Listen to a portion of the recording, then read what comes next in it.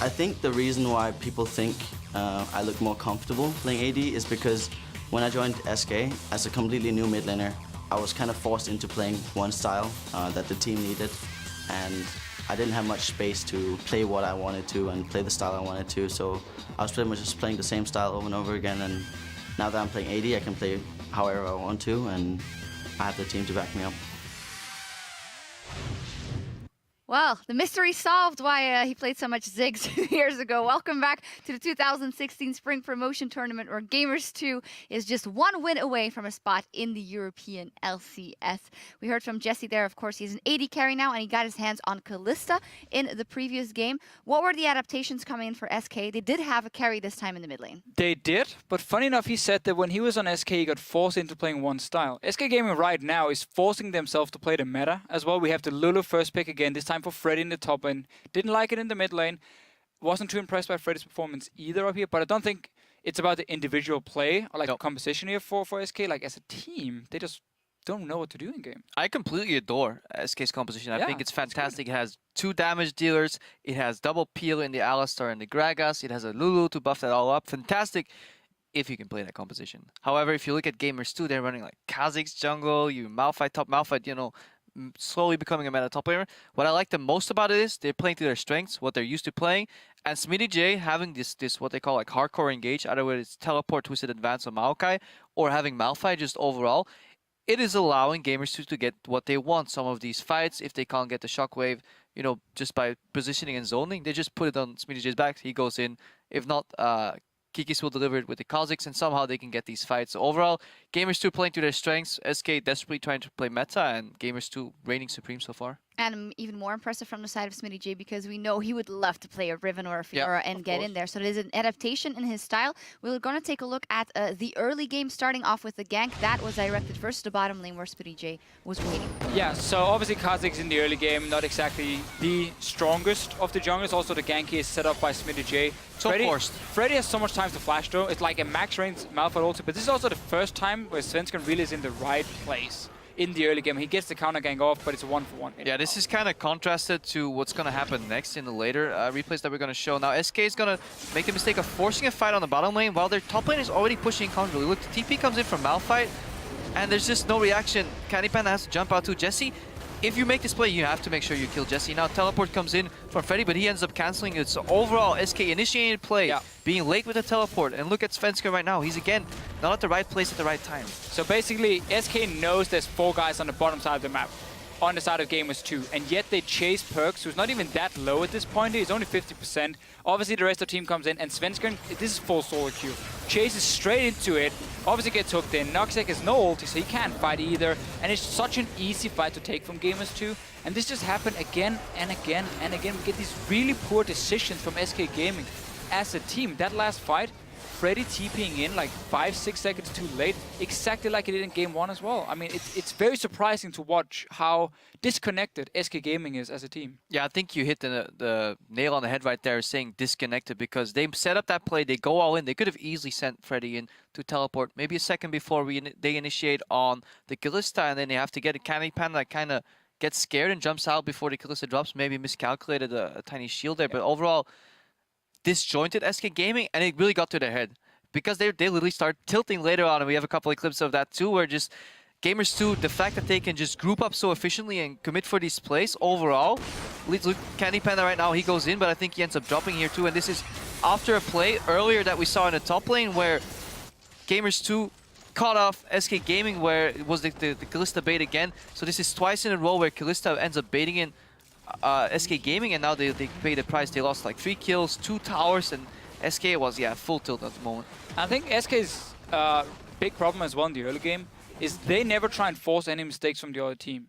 They're always kind of like just sitting back, waiting a little bit. They never... That is a situation in the early game we were talking about how when you have Tristana winning the top lane, in this case here, Lulu can push into Malphite, so you have 2 side lanes pushing. When Tristana hits BF sword, recall.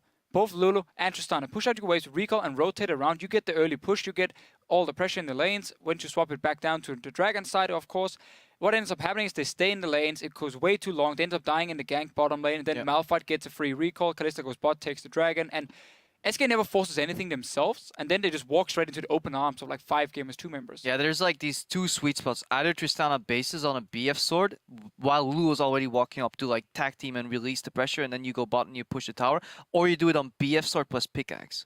Somehow, they managed to base on BF plus Avarice, which is right in between, and the worst part about it was that Freddy already walked to the bot lane, then he had to base, go back to bot and top. So inefficient in terms of rotations. They could have taken a full tower on the bot lane if they initiated the lane swap, or the re-lane swap kind of, and they just weren't connected at all. They weren't working together, and it just was lacking in terms of strategy overall. Definitely was for the side of SK Gaming. We're ragging on them a lot, I think rightfully so, especially off that last game. We do have to give props to Gamers 2 taking the right fights, being proactive where SK was more reactive, and our last replay just shows where they get the engage they want, and they have everything set up to go for Baron after because they saw it coming. Yeah, they saw it coming, and again, it's a good engage from them. They have this fantastic combo with the Shockwave Malphite ulti, even though that's not what wins the fight here.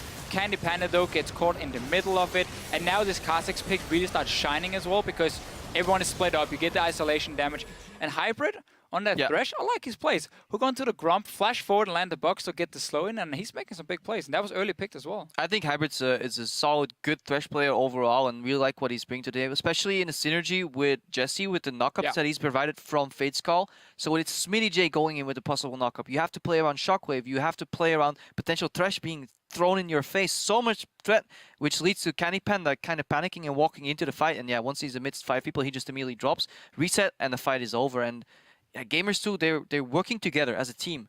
And this is one of the first times I've actually seen that in the history of multiple iterations of this Gamers 2 roster. So perhaps they can finally close it out. Yeah. One more game. One more game. A well-oiled machine so far for Gamers 2. We're going to get right into Game 3, but first we're going to check in with you guys on Twitter, because earlier we asked who you wanted to see on the LCS stage next spring, and at RenzoR95 echoed a lot of you and said, hoping to see Kikis back in the LCS, bring back the God Ear, hashtag share the force. He's definitely doing very good in that last game, 10-1 and 6 on Kha'Zix, his best high cosplay, although High probably didn't get as many kills though. No, I don't think he got that many kills. But yeah, Kikis, this game, showed up. Last game, we didn't really see him a whole lot. I mean, he didn't do anything in the early game. He's just farming away. So as long as he has 2 teamfights, he's okay. Still not a big fan of the Kha'Zix pick. I think it leaves windows of opportunity. It's a Kikis thing. He has to play something different. To get punished, but, you know, if SK is not punishing you, go ahead, pick that Kha'Zix, add another damage force in that teamfight. Yep, we'll see if they go for it once again. The teams are ready, so let's hand things over to Quickshot and Stress for picks and bans. Thank you very much. We'll find out if Gamers 2 can make it Gamers 3-0. Back to the red side for them. While they never changed, SK Gaming opted for blue side, and they first picked Lulu in both of their previous games. Jungle bans have been a priority. Do you expect that to change? No. I think it should, but do you expect it is no? So I echo a lot of what Crapper said with regards to the SK comp. I love the comp. That comp in a team's hands that can play it is a fantastic composition. I think SK got to change up a lot here, because 2 games the composition has not worked for them. Make changes. Do whatever you need to do. Maybe first pick the Azir for Fox. Oh, this is going a lot faster. It is a lot faster. No surprises for either team yet, I feel. Rek'Sai and Braum, the same champions from Gamers 2 as the previous. Lee Sin would be the third.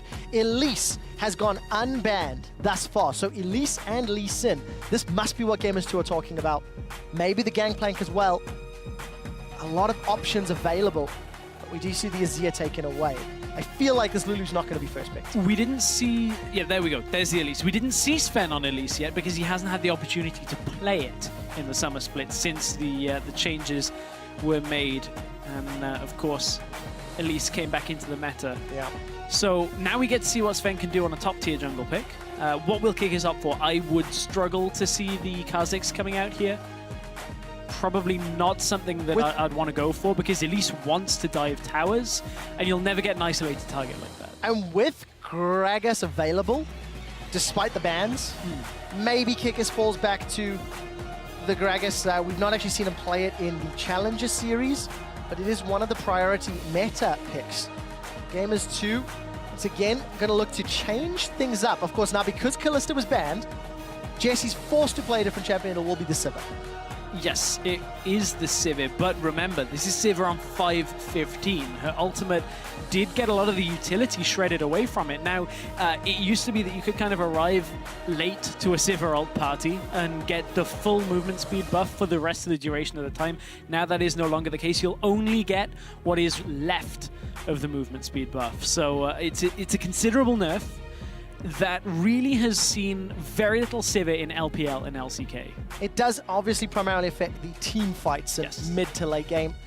Still going to offer great wave clear, still going to offer decent AoE for Gamers 2, and also doesn't reveal anything. This allows Gamers 2 on red side to counterpick something that SK are putting forward. They're going to lock in the Alistair as well as the Corki. So another tried and true second most played champion for Candy Bamba. Yeah, I mean, Sivir is Jesse's most played in Challenger. It's the kind of champion he likes. He can just go even, maybe get a little bit ahead, and give the utility over to the team fight. He's played 5 games of it. It's a lot of champions. A lot of times played, rather, in the 18 or 19 games. One thing that the Corki unlocks for SK, with the magic damage from both jungle and AD carry, Fox could play an AD mid. Varus is something that LCS players have run. Jace is something that Fox has run several times in the past. We'll see if he feels the same. Maokai and Kha'Zix lock. So Gamers 2 going to look to counter-pick mid lane. Also, there's AD from Gangplank. Okay, so yeah, we've actually completely skipped over the fact that Gangplank is another one that's available here from the Azir layover from the last game. Again, does Freddy play it? Does Fox play it? We've seen Gangplank playing it out of the mid lane. It's a little bit different a style as mid lane to top, but do you let a player like Perks have that? Gangplank doesn't have too many particularly bad matchups.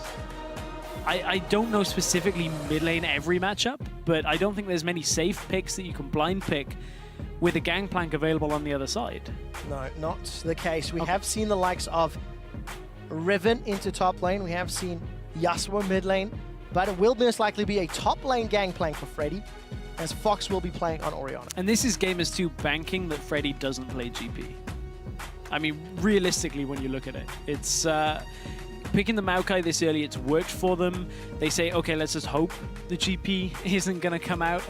But I mean, at this point, SK Gaming are 1 game away from being out of the LCS. So why not put Freddy on something a little bit different? Quite a lot different. Freddy does not traditionally play carries, so seeing the GP, we saw him play Lulu. Fox doesn't play Lulu. We see him play that earlier. We've not seen him play Orianna this split either, at all. Now he's on Orianna. For Gamers 2, they're going to have a little bit more safety, and dare I say, more standard. Actually, both of these teams are bog standard. How Orianna never leaves the meta. So both team comps, again, very well-rounded, and I feel it can come down to execution. Both junglers, a lot more around pick-focused, pick-centric, not the greatest team fighters. For Gamers 2, they just need more of the same. They've punished SK for overcommitting. Maybe SK can play the poke style. You can see the flag is lit. SK, this could be the last time we see that flag for an entire split. If SK get relegated to the Challenger Series, they will need to re-qualify throughout the spring season. And that flag will be replaced by the Gamers 2 logo. That is what is on the line. You guys at home need to tell us who you think will close it out. Gamers 2 won the vote earlier in the day with the hashtag GTWin. SK, can they pull a Cloud9? Can they pull a reverse sweep? It'll have to start here with this Gangplank and with this Orianna. It will indeed. You know, get over on Twitter, though. Let us know who you think is going to win Game 3. Will it be hashtag SKWin to keep themselves alive in this series? Or will it be hashtag G2Win in Game 3 to put Gamers 2 in the LCS Spring Split? There is so much on the line potentially in this game. That's it. The logo and the spot on the stage. That is what Ocelot has been fighting for 2 full years. We heard Jesse talking about when he played for SK, how it was difficult for him to unleash his potential. Needed a role swap and the help of Kikis with Gamers 2 to maybe unlock it. Let's see if he can deliver the same pressure on Sivir that he did from Kalista. It would be a bit of a sweet victory in this setup if Gamers 2 were to beat SK Gaming to get themselves into the LCS. I don't think you could really write No, you can't. too much better a best of 5. No, you certainly cannot. And that's actually something that, you know, we've not alluded to much this series. But SK Gaming was one of the 3 teams invited to the LCS in 2013. SK, along with the former Moscow 5, they changed names to Gambit, and the old Evil Geniuses were the 3 teams that just got automatically into the 2013 season. This would be the first time SK is not in the LCS, along with Copenhagen Wolves. Copenhagen Wolves have been in every single split. Yep. And they got relegated for a 10th place finish. There's a lot of history on the line. Freddie talked about it and said, joining SK 2 years ago sent him to Worlds. It's got him to where it is, and he would like to re-qualify the team and the organization. Certainly, with the 2015 World Championships coming up, is a long road for those 3 teams that represented Europe in the Season 2 World Championships. It's been a very long up and down road. SK in this year alone have gone from being at the top of Europe to 4th place in Europe to now being in promotion, relegation. And 1 game away from not even being in the LCS. There is a glimmer of hope. The Challenger Series has shown that teams, if they're willing to commit, if they're willing to play through it, there is hope. You know, teams like Origin really leading the way. But not every team is on that level, so we'll need to see what SK decide to do. We do have a quick client restart. I believe that was from Perks, who was disconnected from the game, so he should be loading up and is, in fact, loaded back into the middle lane. Stress, both of our previous games have started with deep invades by the respective squads, and then an attempted lane swap. Yeah, I think we're not going to see it this game, just by the spread out nature of this. We are jumping again. Obviously, 1 minute into this game, we did see some of the onset of this game start.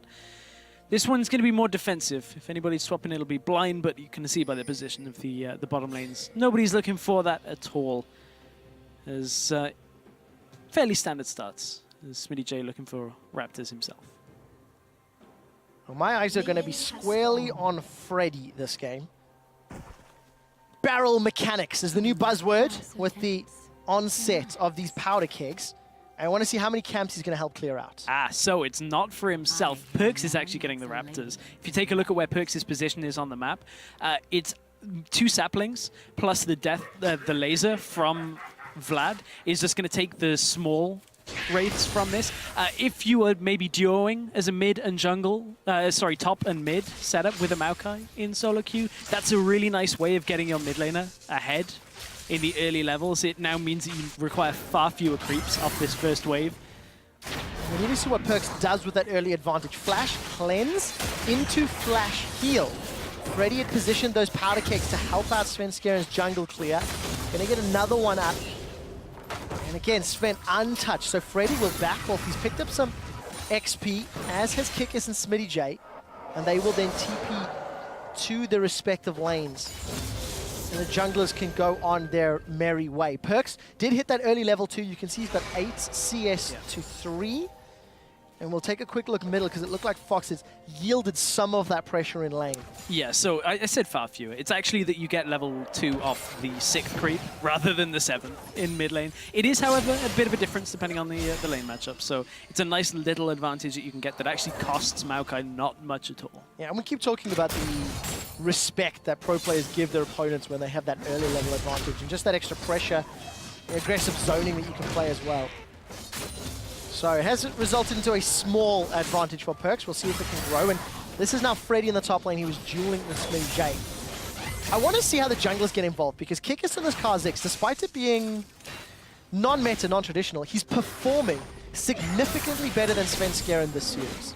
Sven, I think, gave up 7 or 8 deaths in that previous game. And it's just not having the level of impact. There you go.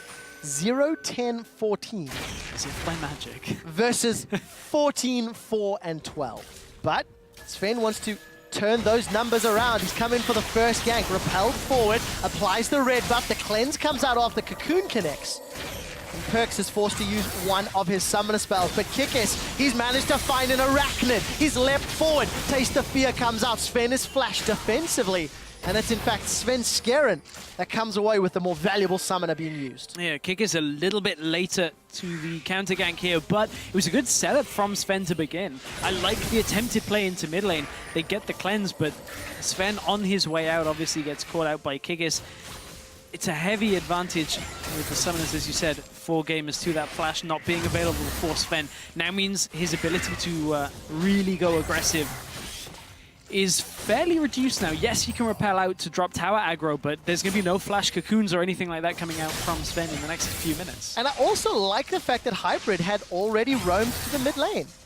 He's already showing an ability to move where the map needs. Perks is low, Perks is down. Cocoon connects, first blood to Sven Skeren. 1, 10, and 14 in the series. There's Hybrid with the roam. Hybrid's got the kill thanks to the ignite, and the body block from Hybrid will keep Kikis alive. Hybrid gets caught by a Cocoon and a Pulverized. Noxiac has joined the fight. He used the exhaust, and that's 2-0 to Sven's Elise. 2-0 on Sven's Elise, and we said that maybe it'd stem some of the aggression, but Perks was pushing up in the middle lane. Didn't even flash in that engage, just kind of took it and decided that was it. He's going to hold his flash for the next attempted gank. So a lot of action around mid lane compared to the last 2 games where a lot of it has been Fox trying to neutralize what Perks is doing in lane. That only worked for so long. I like this focus, however. You turn it around, put the pressure back on Perks, and try and put him behind rather than letting him just go even. Yeah. Mid lane party, and everybody was invited. But it's Fox that makes everybody else cry if they want to. 24 CS to 31, still a little bit down on Perks. And we saw Sven pick up an early Sheen in the jungle, so he'll be making his way towards that Runeglaive build, already signaling that he wants the damage, which then could, actually will limit the tank presence heavily on the side of SK. They'll be very heavily punished if they are surprised or flanked. Punished has been the word of the series. There's been a lot of capitalizing on opponents' mistakes and capitalizing on leads. And honestly, speaking of leads, the surprising one's kind of opened up in this series, in this game down in the bottom lane. Candy Panda right now is nearly 20 CS up on Jesse. And we're only 5 minutes 43 into this game. That's a big lead. It really for is. an AD carry. And it's not a lane that we've been watching much this series at all. Brief update, it is a Noxiac microphone-related problem. As you can see, he's sitting on stage with the audio guys and QA joining. So we will hopefully get that one resolved and back into the game. But for SK, this is a good start. On a jungler like Elise, somebody who you kind of feel has to get a little ahead, much like Kha'Zix in several ways. Use that damage and then use the advantage you have in items to keep punishing opponents. It also suits Sven's play style. You know, he is very aggressive. He likes to be in your face and in your jungle. And having this lead is going to allow him to do that more effectively. I mean, I feel like it depends on what playstyle you want to go with Elise. So the most common playstyle we'll see is the full tank Elise, where you just kind of are a cocoon bot, you can drop tower aggro. That is kind of your way of doing it. You let other people deal the damage, which is a little less reliant on getting ahead. If you're going to build the full AP, which we've seen in Challenger a handful of times, then you need to get ahead and stay ahead. It's so much more dependent on just continuing to snowball the game out. I feel like Sven should be going tank, at least in this setup, with a Gangplank, with an Orianna and a Corki. He's going to have enough damage I think the same coming from the rest of his team. But if there is a player who likes to carry, Sven has the ability to have a giant backpack. I remember some of his Lee Sin performances, even from Worlds last year and Spring Split, and even the odd game is Summer Split this year. Sven has the ability to solo carry. Yeah.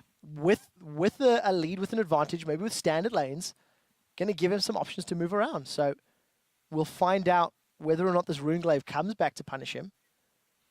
And I also want to keep an eye. So we need to look at the CS advantages that Candy Pan has built up. And we want to look at barrel mechanics from GP being played by Freddy. Because again, it's a very stylistic difference for the player. I also want to keep a track of what he's upgrading using the Silver Serpents, because there's two kind of different schools of thought.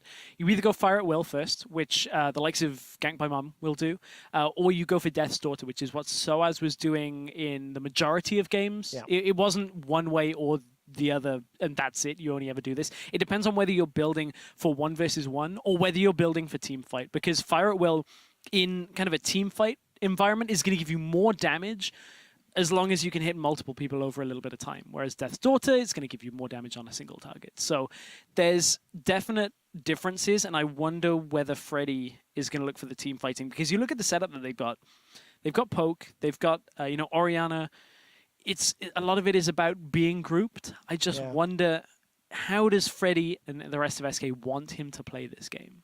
Do they want to just 1v1, or do they want to fire it off into mid lane and help them in a fight? We'll find out once we do get back into the game. They are resolving the audio issues, and then we'll find out how SK does decide to play out. We do see level 4, I believe, on Gangplank, or 3, if I'm reading that correctly. So 5. 5. I was there. I was there or thereabouts. Should have gone Spectate. So the cannon barrage will be up in the not too distant future. That took too long. Oh, that took too long to get. That was so terrible. You know, if I just stopped and looked first. But anyways, we do see a advantage already for Freddy.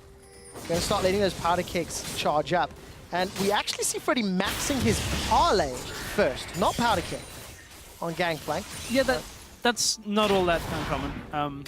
Looking to go rank 5 on level 13 on his powder keg for those cooldown ticks. Yeah, so the other thing to remember is this isn't the Gangplank that had the increased cast time, or at least the spacing between powder keg plants, so you still should be seeing quite a few quick succession barrel chains like we saw from Gangplank Mom, but Sven is invading into Kikis jungle. There's the first ult of the game. And there it is. Sven's in trouble. He's probably going to go down to Kikis. He's going to repel that, but what goes up must come down, and it's kill secured by Smitty J. Freddy's got no more mana. He has managed to get a slow or some damage onto Kikis. The sapling comes back in. Fox has been able to roam up to the top, but so has Perks. Powder Keg comes out. Chaos Storm goes out. One more tick should secure it, and that is a 2-for-0 trade in favor of Gamers 2. That's so disheartening to see. A flash over the wall without looking at your mana. I think everybody has done that once or twice, and you know what that feels like. Now amplify that with being in the one game where you could be out of the LCS. On stage, Noxiac looking for bottom lane, trying to make amends. So Hybrid was able to flay Noxiac back, but still got caught by the Pulverize. Takes a big chunk of damage. It's Pickaxe Siva versus Phage Corki, and that big CS advantage that that Candy Pen had built up has now been evened out. Kikis is looking to 1v1 Fox. There is a shockwave available for Fox. Sidesteps the Cocoon. Kikis has found one. That's why they wanted Kha'Zix. They wanted the early game damage. Kikis is going to get survived. He stays alive thanks to the Void Spikes heal. That was minuscule, but it was enough. Noxiac will most likely reply. No! The death sentence! The Lantern! The Lantern saves him!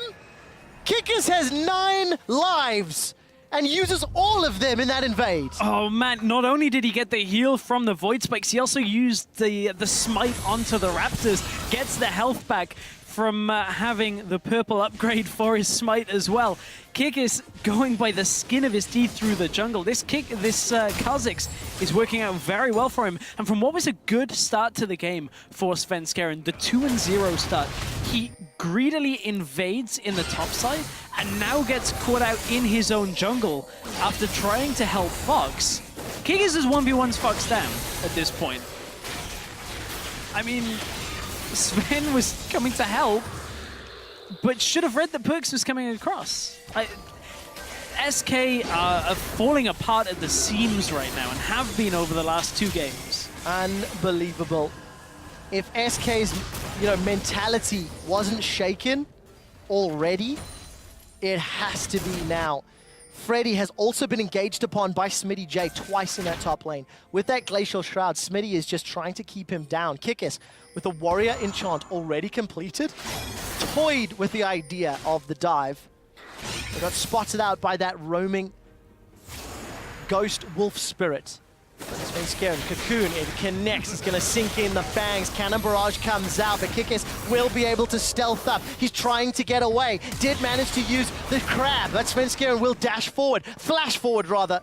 can get that kill. They've traded 1-for-1. Look at the roaming. Perks is now in trouble. Noxiac has found him. Shockwave will pull him back. The gravity field stun does not really matter. Chaos Storm comes out. Perks does not have a flash available, and he will get run down. It's 2 more kills for Svenskeren, and this game is just going bonkers. This is a crazy game right now. Very back and forth and very sloppy. I mean, there's been a lot of sloppy plays just in the series in general, but this one is just SK invading, Gamers2 invading, just everybody trying to get into the enemy jungle. Sometimes it'll work, sometimes it doesn't.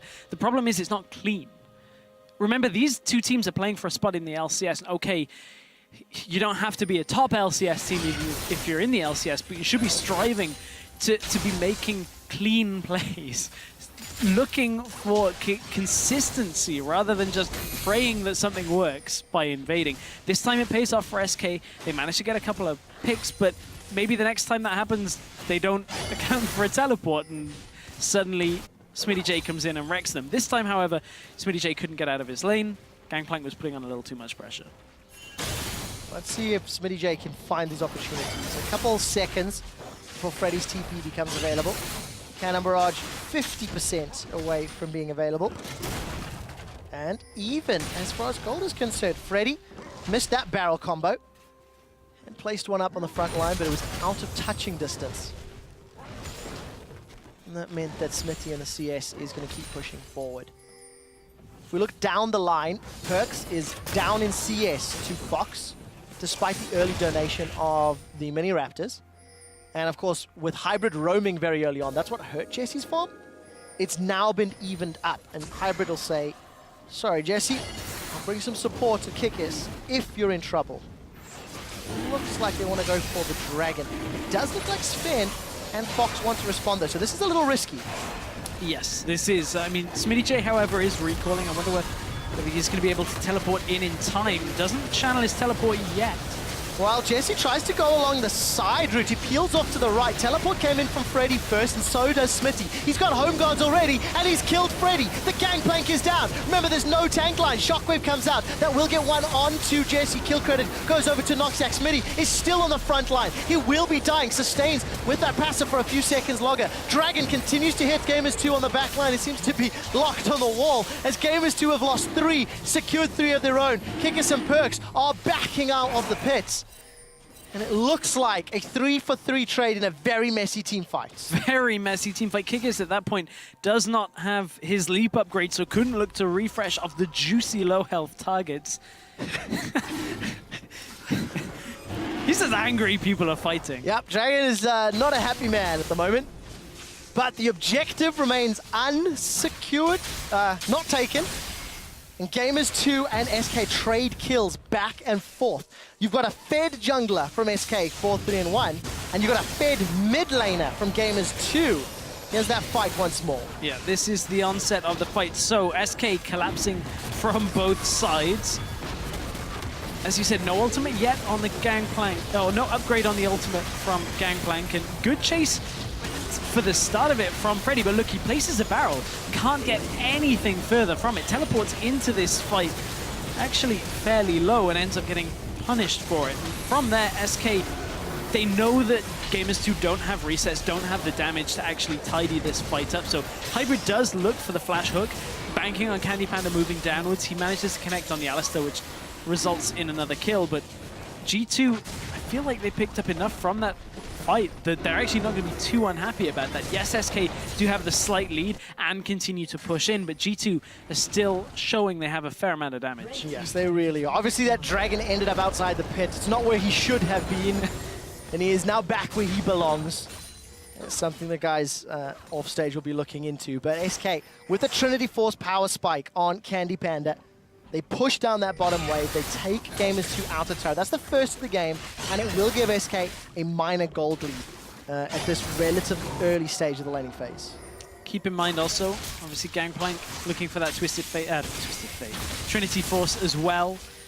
So there is a very definitive power spike coming out from SK Gaming. It's one that G2 will have spotted a mile off and will be playing around themselves. So, and again, those Trinity Forces, lack of tankiness, you've got a haunting guys on Svenskeren. I mean, he's trying to snowball further ahead, but it's only an 800 gold lead. It's a risky strategy that can pay off, though. I mean, I personally really dislike the Magic Pen Elise, especially in this setup. You don't need to carry this game from the jungle on Elise. You have enough damage anyway. So make sure that you have enough vision control, using the Sightstone. I mean, also Svenskeren has opted for the sweeper, hasn't upgraded it yet, could still swap back and look for the warding trinket. But this reduces your ability to play out on the map. But it does increase your ability to chop down trees. Smitty, however, he's going aggressive on Freddy to try to turn it around. Now out of mana, that Vengeful Maelstrom will be unusable. There's no flash available either. And Noxiac sends him right back to the tower. Kill number 5 to Svenskeren and SK Gaming. Or Sven could walk over wards, end up top lane, and SK can get the kill because Noxiac's up there as well, while Smitty J's playing a little too greedy. So, I mean, again, it's SK looking for a mistake from Gamers 2, and they find one and exploit it. And very well played on the roams. I think both Hybrid and Noxiac have showed they can impact other lanes. Well, there's a lane that needs some help. Fox, Chaos Storm, he's flashed forward. Here comes Svenskeren as well, but minions are too far. Flash Cocoon does get cleansed away. Perkz is going to be able to survive, and they trade everything except the Shockwave. If Fox had found an opportunity, maybe could have been able to pick up a kill there. Couldn't find it though. Perkz is a little bit too mobile running around in that situation. Has the upgrade on his Q as well for that extra movement speed. So he's able to just move himself around that little engage and avoid the Shockwave to begin with. So Gamers 2 right now. We're looking down in the bottom lane at Jesse. Currently this is the first game that Jesse actually hasn't had the lead. Jesse is actually down in CS and in the kill count. So this is one area that SK can now use, look to group when it comes to actually poking down with Candy Panda, and look to set up a you know, in front of a tower. Well, Smitty J's Maokai is doing quite well against Freddy up until that trade. Caster Curse and all. Freddy turns it around. Powder Keg is charged. There is no cannon barrage for a few seconds longer. But I didn't see Kikis rocking up, and neither did Freddy. They get a kill onto the Pirate top lane, and this opens up the tower. Look at the minimap. SK are regrouping in the mid lane, though, and they forced Perkz away. So this should be a tower trade for tower trade just as soon as we look, and yes, that will be going down. It will be, but now this gives SK the ability to actually set up deeper vision control around the entrances to mid lane. So in theory, it's a slightly more valuable objective when it comes to map control. Gamers 2 will not be too unhappy by taking the tower for themselves. They did manage to get another kill onto the Maokai, getting pretty tanky here, but keep in mind the Gangplank, if he continues to get stronger, get a couple more levels, play for the later game, he's going to ignore so much of the resistances on the team from Gamers 2. And Jesse just recalling in a terrible position. Noxiac once again, right place at the right time, manages to interrupt Jesse and also gets his flash. That's important to note. No flash on Jesse means Freddy and Sven should be able to have a field day if they can get to him. You see Kikis once again just roaming through the jungle. So gold still in favor of SK. They've got a tower advantage as well, despite being down one dragon. And if we look at the itemization, Perkz has gone for a different Victor build as well. Early Abyssal Scepter, because of how fed Elise is, and obviously the magic damage threat from both Fox and Candy Panda is important to note. Tower number 3, uncontested here. So Freddy heading back to base. He is about to get his first upgrade onto that cannon barrage. It's ever so slightly later than we've seen roughly on average for Europeans, just at the tail end of where we've generally seen that first upgrade come out. So I am very intrigued as to what it is he's gonna buy. Fire at will. Okay, so he's looking for that extra teamfight presence with his team. Slightly less upfront burst. But he's going to have Svenskeren and all that magic pen for that regard. So kind of works out. Kikis will secure his own Raptor camp. And we see Sven again aggressively positioning forward, aggressively playing in the jungle of Gamers 2. And it's a little greedy. Doesn't have the wards really to play with it now. Technically, he is in fact surrounded by Smitty J and Kikis.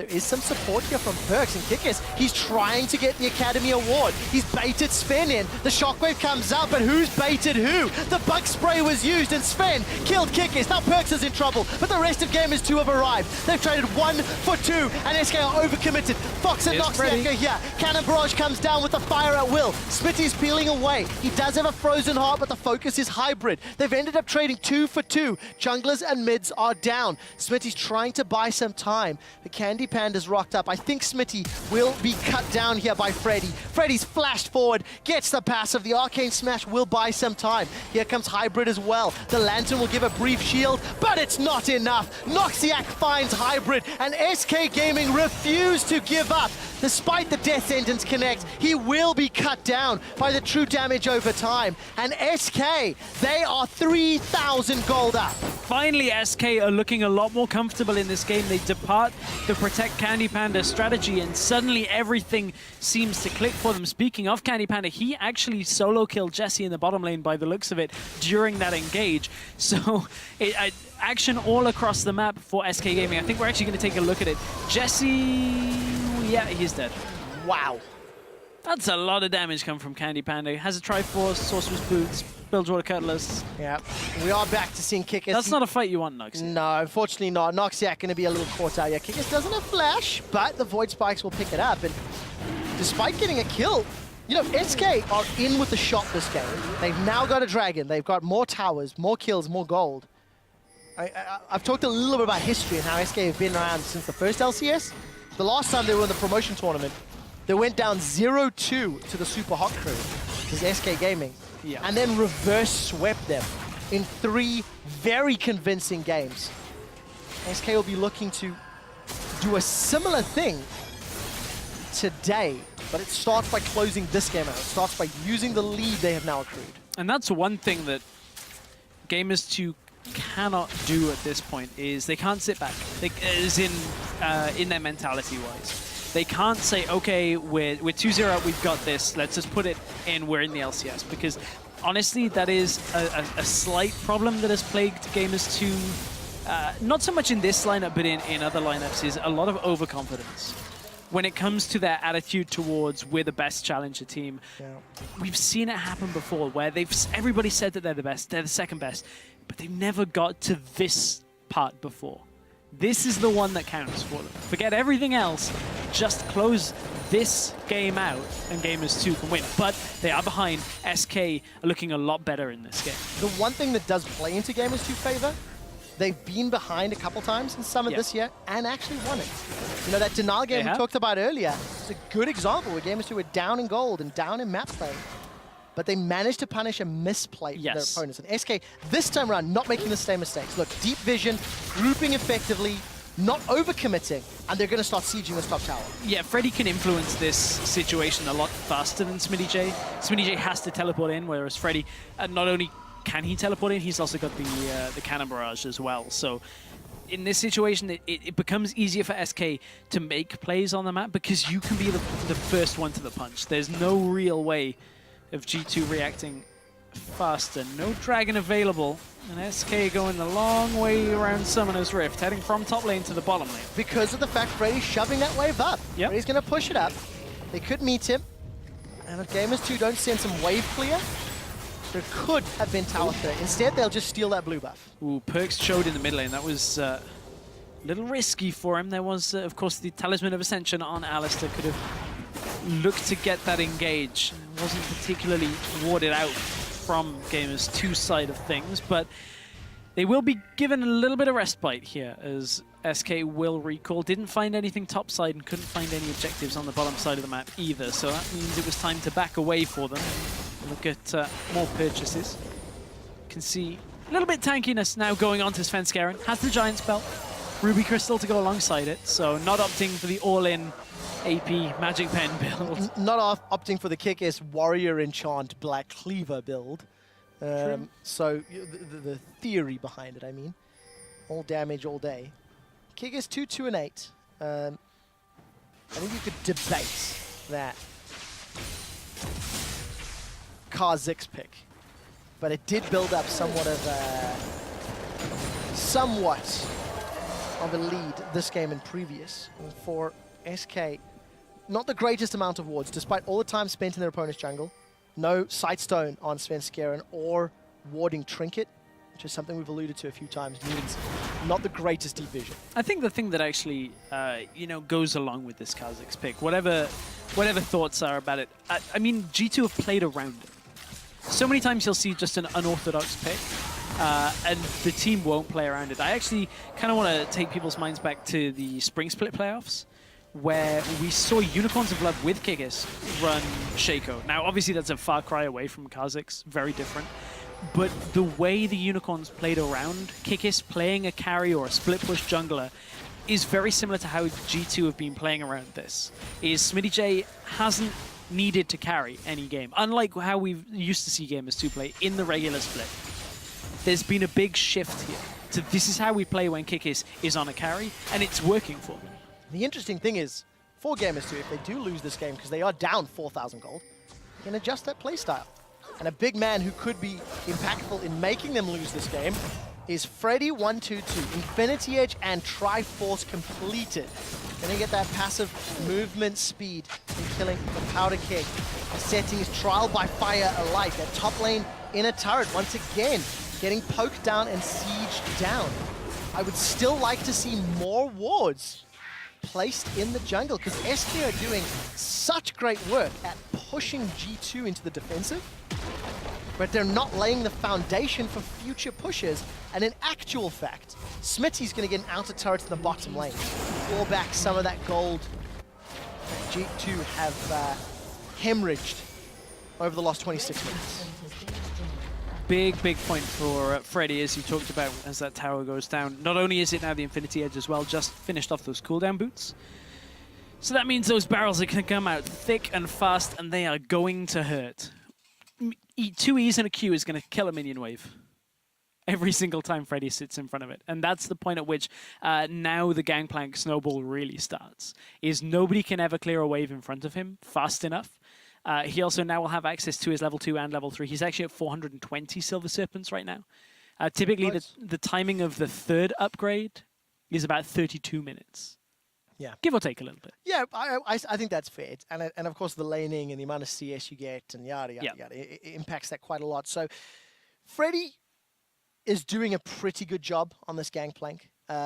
We've still seen, the barrel mechanics master that is Soaz and arguably GBM in the mid lane, slightly different style, but still very impactful.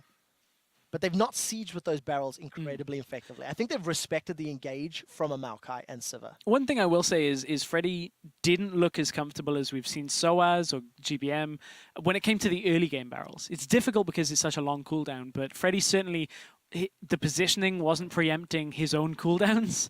It was a lot more, oh, this is what I would be doing late game with it. Yeah, that's true. You forget that the cooldown is dramatically impacted. Frustrating. Very early on. And I'm going to go back to that little point that we said, because SK as a team, as an organization, even with a bunch of these players, has been in this position. Freddy, Sven, Candy Panda, they were playing with Jezz and Nif in the Spring Promotion Tournament from 2014, which is 2 years ago now. And in actual fact, as I said, Jezz is their opponent today.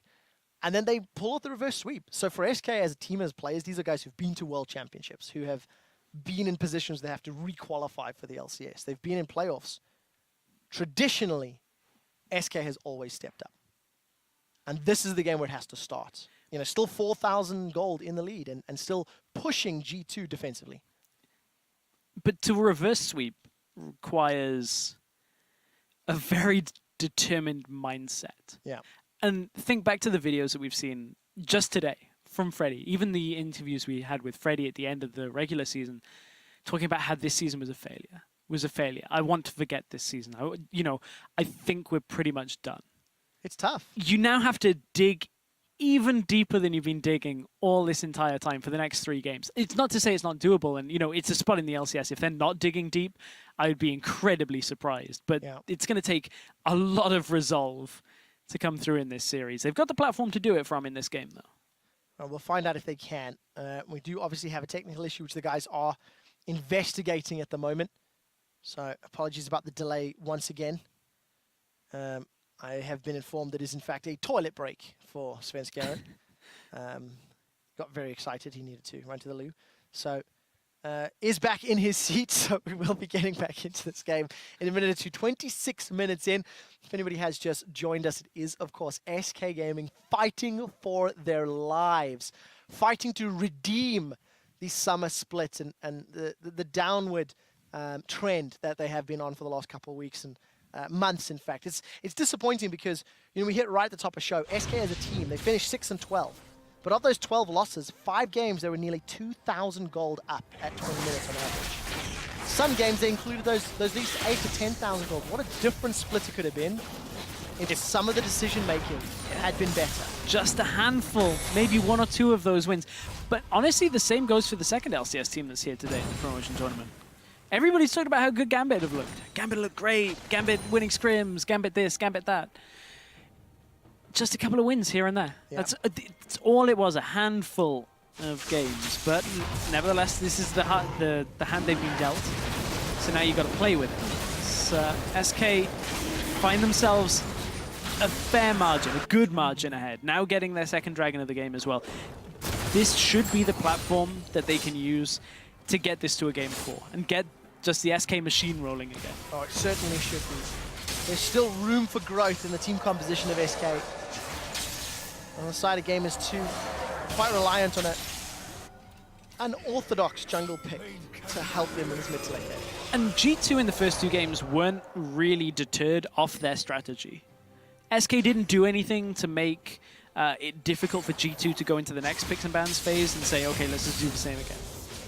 Specifically out of the jungle. So I wonder now, looking at this game, whether it'll be slightly different. Sven's had a lot more impact in the early game. He's also kind of flipped that coin on both sides, where it's, you know, he's got 4 deaths as opposed to his 2.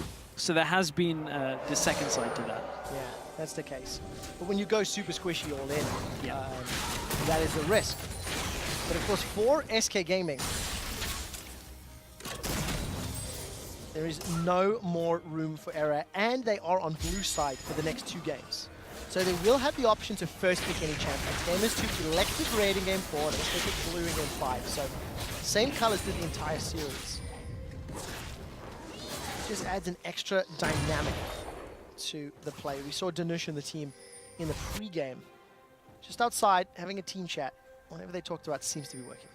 Certainly seems to, but I mean, there is a bit of an elephant in the room with that. Normally it's Lukashenko, but there's the hook onto Svenskeren. It is. Svenskeren is going to repel up. He's going to buy some time. Hybrid has been chunked up, but here comes Jesse on the hunt is up. But here's Candy Panda as well.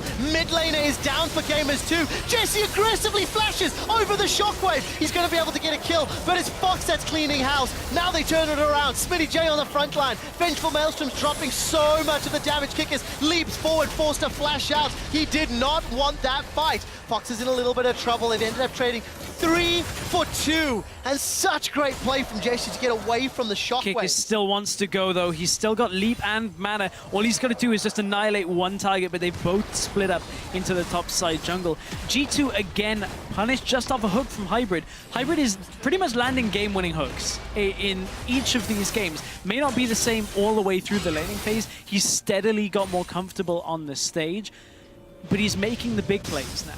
Now that the hook landed onto Sven, without being tanky at all, Sven just kind of melts in this. The fire at will, or the cannon barrage, is behind the team fight, so it's actually doing nothing at this point. Good flash from Jesse to get him out of the shockwave, puts him right into the fire though. Yeah, puts him right into the rest of the damage, so good in one respect, not so good in another. But, you know, G2, again, they're getting team fights against SK when they shouldn't be. Yeah, managing to connect with the necessary skill shots. You know, when you look at Gamers 2, the engage is very linear. It is a death sentence, or it is Maokai running at you. You can make those things better with On the Hunt, of course. Or you can flank with superior vision. But as it stands, SK Gaming doing some counter warding. We see 3 sweeping trinkets. One of them is upgraded, that's from Noxiac. Couple of green wards, but not a lot to speak of, and still limited vision. So despite the fact that SK were in the lead and 5,000 gold was a large amount 10 minutes ago, the limited vision and limited pressure on the inner turrets of Gamers 2 means they've stalled this game out, and relatively that gold lead continues to show. And a lot of it is because look at what G2 are doing. Oh, Hybrid. He's down. Shockwave invested for that though, and there's a numbers advantage. That's an aggressive Candy Panda, but Smitty J's found him. Here's Kickers. He's stomped on him. Now Candy's down. They turn their attention to Fox. Noxac is trying to run interference. Freddy was able to teleport in on the back line, and this is a great fight for SK. It's a 2 for 3. Kickers looks for more. Svenskeren is going to be able to put some damage down in reply and finds the cocoon. 2 for 4, and Gamers 2 get punished for being out of position. Yeah, Gamers 2 standing in the bush, hoping to get another hook from Hybrid. It's telegraphed by SK, and again, punishes the word of the series because so much of this has been back and forth just on mistakes. G2 hadn't properly dewarded, and there's no real way of consistently taking that. Only one sweeper trinket on the side of Gamers 2. All of the rest of the warding trinkets have been upgraded from Gamers 2, and you just got that blue trinket sat on Jesse. But look, Hybrid standing on a ward, gets cocooned into the shockwave, and it's easy setup here. Teleport even comes in ready. Jesse took so much damage up front, he simply couldn't stay in the fight. And all of the carries are just zoned completely away by Sven and Freddy. They have to keep running because that gangplank is just going to deal too much damage if you stay around those enclosed areas with the barrels. Kikis wanted to get Sven at the end of this fight, but wasn't going to happen. Could have got the reset and got out, but coulda, woulda, shoulda. Cost the 3rd death for Kikis. And Smitty J is doing work. I mean, quietly building up CS 270, 4, 4, and 8. Got that Righteous Glory, Frozen Heart, Spirit Visage, most likely going to be a Banshee's Veil next. So that's a big tree. Well, what I was going to say before that all happened and Hybrid got caught out, it's going to happen again. I'm not going to get this point out. Candy's going to Valk away. Back to the point. G2 aren't really putting anybody against Gangplank. They're just engaging. Well, Noxiac is going to use that Unbreakable Will. Defensively, SK are now split up. Kikis looked for the leap, but did not find it. Jesse invested on the hunt and got nothing for it. And now that there's no teleport for Gangplank, it denies SK the option to put GP down in the bottom lane and sit there. He now has to react to everything the Gamers 2 are doing because that Maokai is never going to sit in lane against him. No, not at all. Maokai, Smitty J has teleport in a few seconds, so the window to split push is available. But Gamers 2, they need to dig deep. They are, again, 5,000 gold down.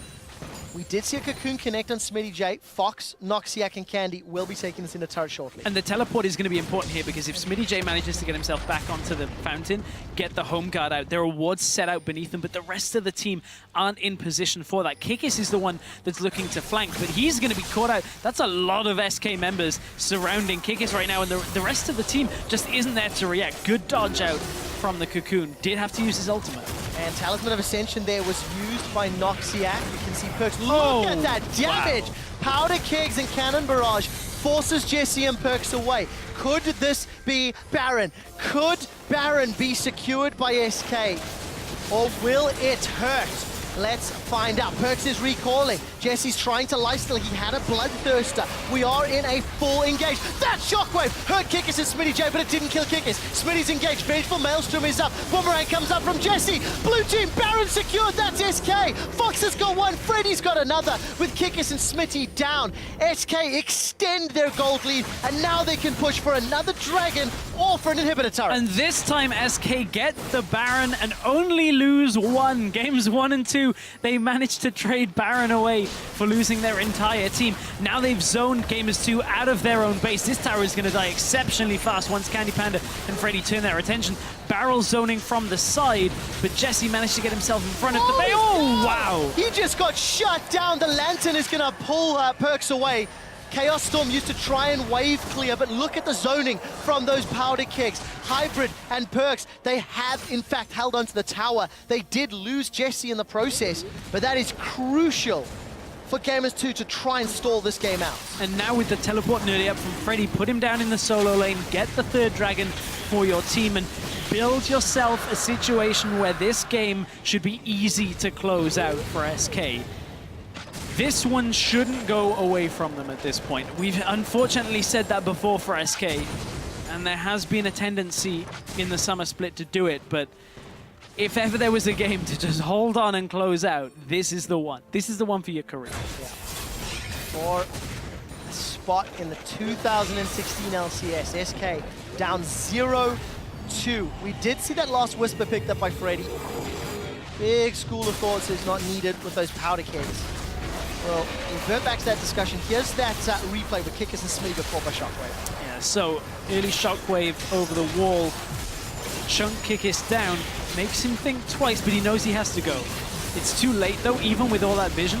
Smitty J went in early. The rest didn't follow up from Gamers 2. He didn't want to just dive into the pit, or that would be the full game over there. And Kickers is so late to jump in there as well. Yeah. You know, in the previous game, Sven Skaren actually stole a Dragon and a Baron from a Callista and Smite. That should never happen.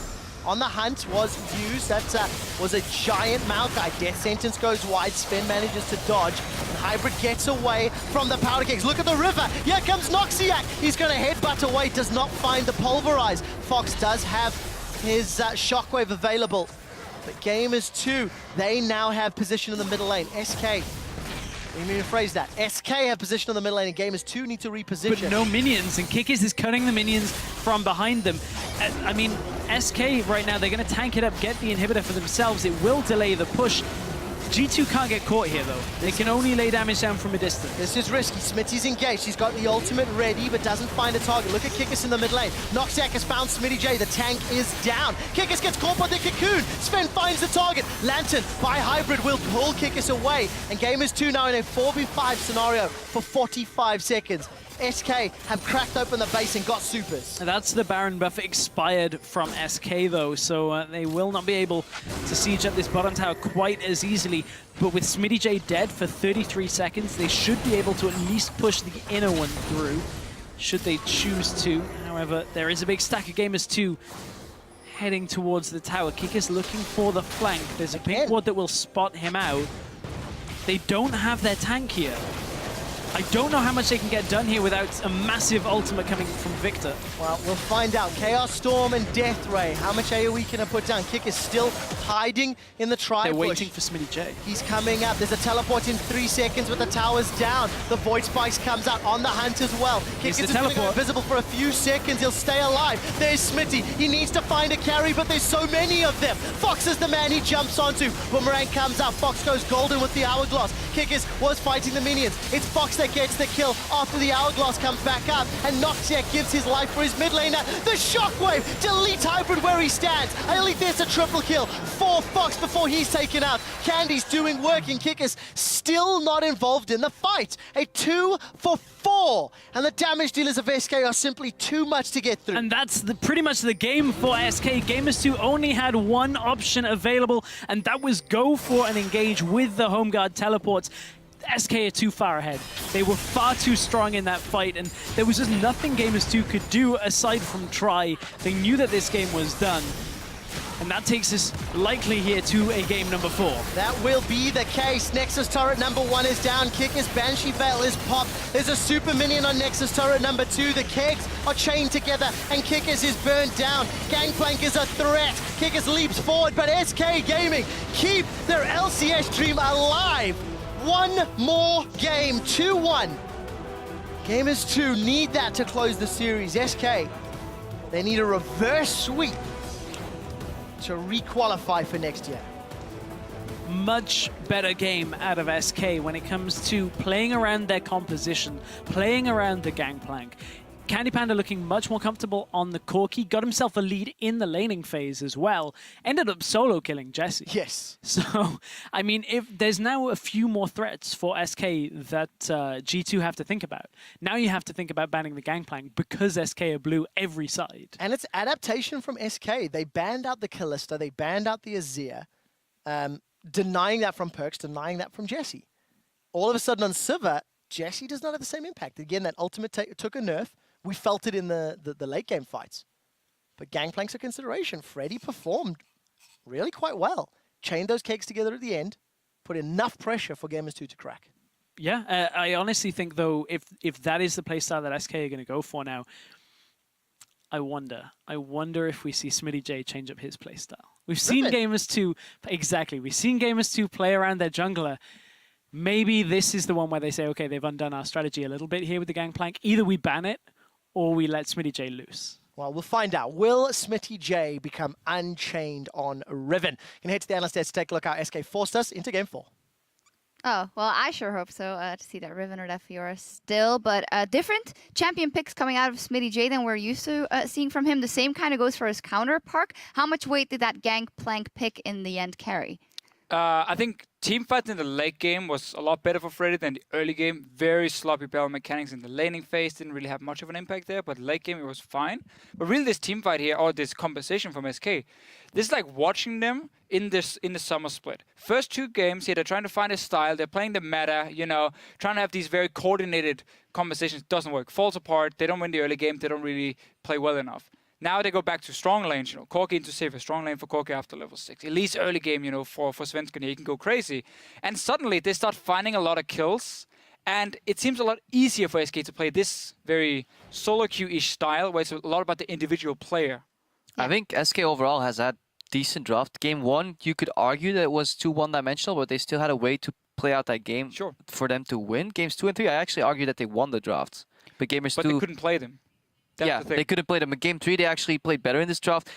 Biggest thing is just Svensson has to have a comfortable jungle, and this led into the early game as well, where we finally see SK be able to get ahead. Perks here, yeah, he has to flash that. He just straight up dies, and SK kind of get ahead.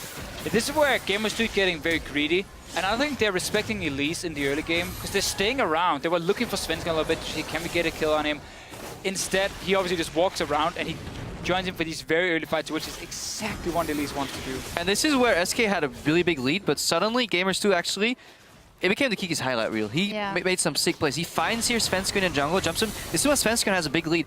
And what he does right next, this flash here is nothing next to genius. He flashes over, dodges out of the ultimate, allows Smitty J to come in, and then they clean up. That was such a smart adaptation. We could see a lot of players flash defensively, barely survives on a sliver of health. And this could have been Gamers 2's chance to get back into the game, but it really wasn't enough. I thought SK game was done right here. Yeah. I look at the player camps. The players look so down. You know, Freddy flashes forward, doesn't get the kill.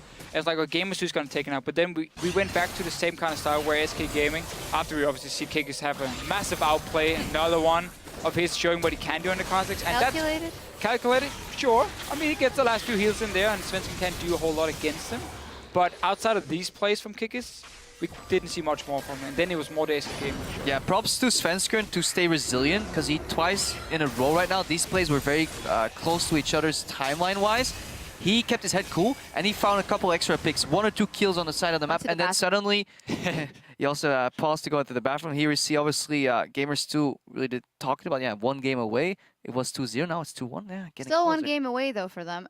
You mentioned about SK being also more solo queuey in this game. So how come it worked out better? Because on the other side, they were also in disarray.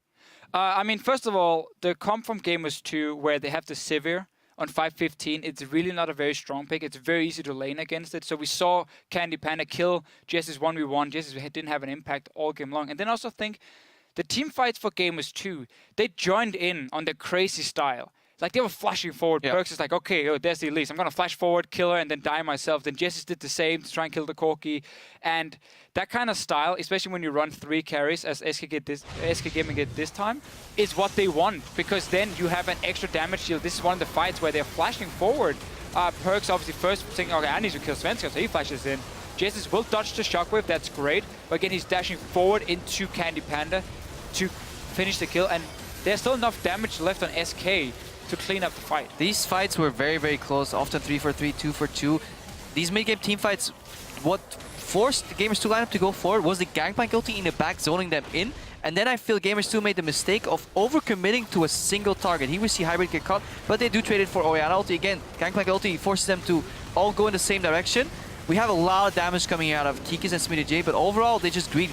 Perks here just, I think it's this fight where he just straight up walked, no, this is not this fight, but one of the fights Perks played, he literally walked in forward and suicided to get Svensson. It's just not good target prioritization, not good kiting, because they're limited in pathing, mostly due to the Gangplank ulti. So I do like that SK Gaming take that away from Gamers 2, because they were thriving in the chaos left, right, and center, and they were forced in more predictable paths in the teamfights. It does seem that SK managed to play them better that way. So looking at the pick and bans, just very quickly with how Gamers 2 decided to pick it. They took the Maokai blind in the second rotation. Now they've seen the gangplank from Freddy. Take the Victor or the Orianna in the second rotation. Save the last pick because they're again on red side for Smitty J. He has the Riven. It is a good matchup into gangplank. And then suddenly you will probably get a very different game. Because I feel like what SK Gaming did was smart enough. They're like, okay, we won the lease. We need early game power right now. I don't think Gamers 2 really adapted to it. Going to Sivir early as well really didn't take anything away from SK. So if they just change the order, and I probably would like to see Elise ban instead of the Rek'Sai. Ban Elise, Lee Sin, the two big playmakers for Sven, and then he won't have the same impact. I heavily dislike the Sivir pick as well. I think the strength of the Gamers 2 bot lane was the fact that they had good trading with Kalista. They also allowed Hybrid to play hyper aggressive because Fate Call could always pull him in and then use him as a re-engage. Those two factors got eliminated, and then they picked a passive AD carry that can get 1v1. Gamers 2 should pick up the early Corki. Props to Candy Panda for getting that Corki and then getting the 1v1 kills as well. So overall, a lot of things to learn here on Gamers 2 side from the draft. Yep, and SK Gaming getting back in that one. And over on Twitter, where we asked you who you wanted to see on the LCS stage, at almost Simon1 writes, the Svenskaren carrying SK Gaming to stay in the LCS and starting over for a strong 2016 season. Whenever you count him out, he pulls out his backpack and he puts everything in it. So you keep banning him out. They tried 2 bans so far. I don't think Rek'Sai is necessary. You cannot make the same kind of plays as on Elise in the early game. So switch the bans, Elise in, Rek'Sai out, and let him first pick that one. We'll see what happens, but SK is still on the brink of relegation to the Challenger Series. They need a reverse sweep to stay in the LCS, and we know that's possible. Our coverage of the Spring Promotion Tournament continues right after this. SK, this could be the last time we see that flag for an entire split. That is what is on the line. Go! Nice. I'm coming. I will go. I'm on Corki. Kill him out. I'm on the Corki. I'm on Orianna and Corki. I jumped too. Orianna? Ori? Elise. You got him? I'm home. I got him. We need come. There's a numbers advantage. That's an aggressive Candy Panda, but Smitty J's found him. He has Kickers. He stomped on him. And Noxiac gives his life for his mid laner. The Shockwave deletes Hybrid where he stands. I only think it's a triple kill. 4 Fox before he's taken out. SK Gaming keep their LCS dream alive.